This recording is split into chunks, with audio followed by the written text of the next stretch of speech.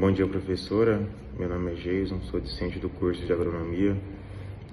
Estou cursando a matéria de morfologia neste período pela turma 1D. E hoje eu vim, através desse vídeo, falar um pouco do meu entendimento, né, da matéria num todo, do que foi abordado, principalmente dos temas da minha redação.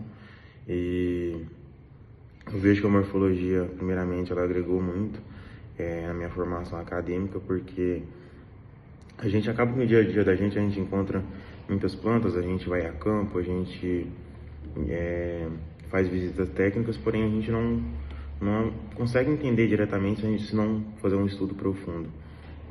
E eu vejo que a morfologia ela traz uma base bem boa da identificação de plantas, né? Acaba que no dia a dia da gente, a gente vê, tem muitas plantas que a gente acaba negligindo isso, né? Que no caso foi um dos tópicos que foi trazido dentro da redação, que é a negligência botânica, que muitas vezes a gente vê uma fruta no mercado, a gente vê um vegetal e a gente acaba não procurando saber como que ele chegou até ali, né? A gente quer ver o depois.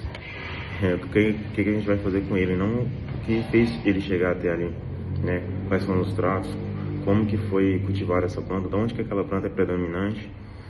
E eu vejo que as plantas é de suma importância na vida da gente, principalmente, né, trazendo um pouco do que a gente abordou na apresentação final da gente de um trabalho do seminário, onde um dos nossos colegas integrantes do nosso grupo, ele abordou sobre espécies nativas.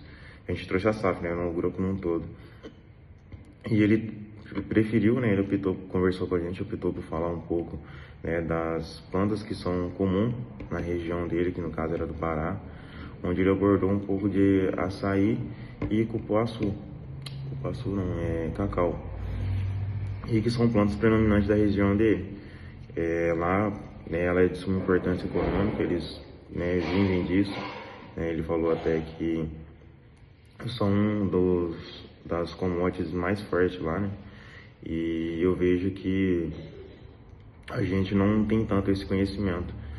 E é uma planta que é uma cultura que a gente está muito comum no dia a dia da gente, né? Um dia ou outro a gente vai ali tomar açaí, mas a gente não procura saber de onde está vindo esse açaí, como ele é fabricado, como que as pessoas estão cultivando ele. E é bom a gente ter esse contato, saber como que lidar, onde que essa planta ela tem mais resistência, onde ela é mais comum. E a classificação dela, né? Como a gente vai chegar num lugar, seja lá visitando, né, a gente viaja, faz uma visita, talvez a gente até passa despercebido pelaquela planta, porque a gente não sabe identificar.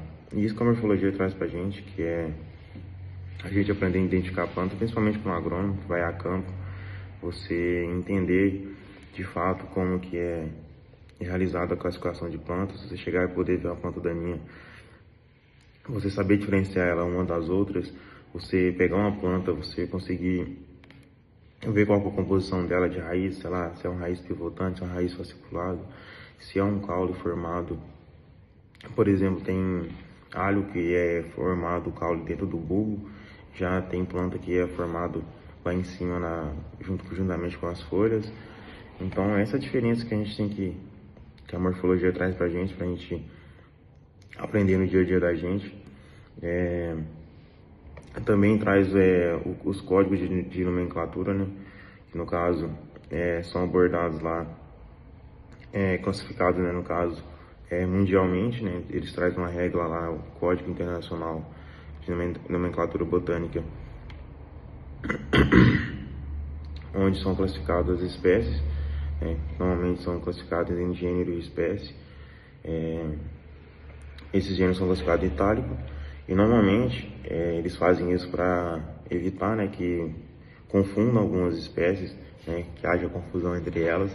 Por isso que a gente faz até o herbário, né, como a gente fez nesse período, foi proposto para a gente realizar, para a gente aprender esse tipo de coisa, que no caso podem ter variação dentro de uma espécie, porém elas são classificadas mundialmente de uma forma só.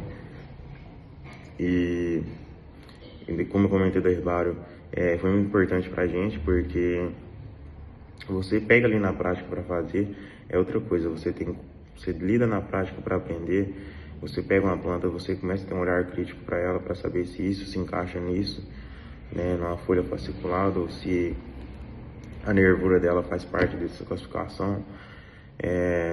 Isso juntando um todo, e acaba que agrega muito dentro do curso da gente. E, por exemplo, a gente já explicou também dentro do nosso trabalho a angiospermas, como que elas são classificadas, os grupos que elas são classificadas, euticotiredonas, que são classificadas em, uma possui um cotilédon, a outra possui 2 cotilédons, que são euticotiredonas e as monocotiledonas.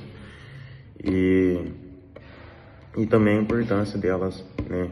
Tem as angiospermas também, que elas são plantas que são formam seus frutos de forma que as sementes ficam nuas. Isso a gente aprende tudo dentro do curso de morfologia. Como também citado no final do trabalho de seminário, a gente teve um bate-papo lá, onde um grupo citou uma planta que a professora comentou que existe dentro da UFLA, porém a gente nunca percebeu, e é uma planta tão comum na região da gente. Então é isso que a morfologia traz, né? Esse olhar mais crítico. E para mim agregou demais esse aprendizado, você poder aprender a classificar, você aprender a ter contato a mais com as plantas, você poder chegar em algum lugar e olhar, sei lá, esse tronco ele apresenta, não, esse fruto ele apresenta, sei lá, a parte de fora externa dela que protege o fruto é lenhoso, esse é mais carnudo. Essa é a forma que a gente tem que levar da morfologia de aprendizado e saber classificar, né, entre caule, raiz, fruto, poder diferenciar como exemplo. Então, por exemplo, que foi aprendido em aula, que deu dentro dos métodos de identificação, a gente aprendeu como fazer a chave, né? No caso, deu até exemplo lá dos Simpsons, para a gente diferenciar lá a cor da roupa. Esse sapato é preto, o outro é vermelho. Uma possui brinco, a outra não possui. Um tem um cabelo loiro, a outra não tem cabelo, tem um cabelo preto. Isso são exemplos básicos, né, para a gente entender como funciona realmente, para poder depois aplicar na prática. Eu não vou estender muito, eu acho que eu falei os pontos que de fato eu aprendi dentro dessa matéria. Agradeço a professora pela oportunidade de poder ter cursado essa matéria, das informações que ela passou pra gente, né, ter tirado todo o seu conhecimento repassado pra gente. Por fim, agradeço a professora, muito obrigado, e é isso, fica com Deus.